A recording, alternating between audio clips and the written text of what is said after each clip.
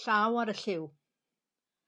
Mae fy llaw ar y lliw wedi teithio cryn dipyn ar draws Cymru gyda Llanymddyfryn ddigwyddiad olaf i ni, cyn y clo mawr. Dyma fi ar ôl 2 flynedd fel eich llywydd cenedlaethol yn eich cyfarch oherwydd y Covid-19 yn yr rhifin dwbl cyntaf erioed o'n cylchgrawn amhrisiadwy.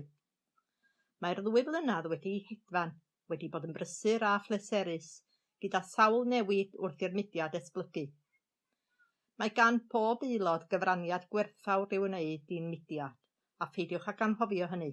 Eich mudiad chi yw Merched y Wawr ers 1967.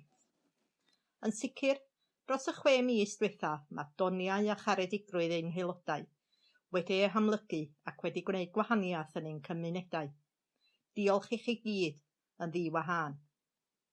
Mae gwaith arbennig Tegwen, Jane, Miriam, Delyth ac Anharad yn y swyddfa'n parhau, ac mae cyswllt ein swyddog datblygu hyrwyddo gyda'r aelodau ar draws gwlad wedi bod yn ardderchog ac yn allweddol. Diolch hefyd i aelodau'r Pwyllgor Lliwio, sydd wedi cyfarfod yn amlach oherwydd yr amgylchiadau drwy Zoom.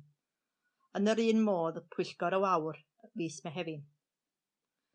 Rwyf yn cydymdeimlo'n ddwys iawn gyda'r rhai ohonoch sydd wedi colli anwyliaid drwy brofedigaeth yn ystod y cyfnod anodd yma. Fel y gwyddoch, mae ein holl weithgareddau wedi gohirio dros dro, ond llwyddwyd i wneud rhai pethau yn rhithiol.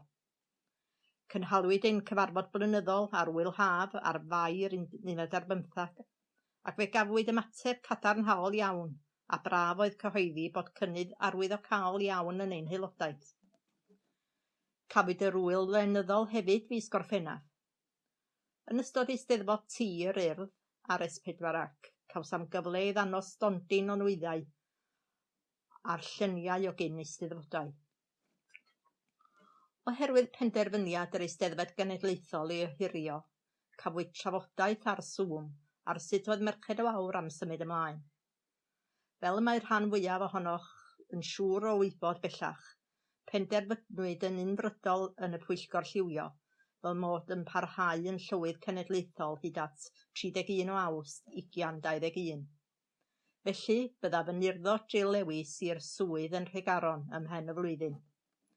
Bydd côr hwylio a sawl gweithgaredd arall i'ch diddori a'ch diddannu. Yn yr un modd, mae sawl aelod wedi cytuno i barhau yn ei swydd, neu os oedd rhai wedi hethol yn swyddogion gan ganen ei glwb. Diolch i bawb. Penwythnos preswyl Caerfyrddin wedi ohirio tan 2021. Cinio llywydd y Gogledd yn westy'r Ci Deganwy wedi aildrefnu ar gyfer Sadwrn y 6 o Fawrth 2021. Cinio llywydd y De eto i'w drefnu. Cwrs crefft y De o ohirwyd eto i'w drefnu. Bowlio Deg y Gogledd, dyddiad eto i'w drefnu gan Ffrida. Gwyl y 5 Rhanbarth, Llanrwst, gohirio tan Mai 21.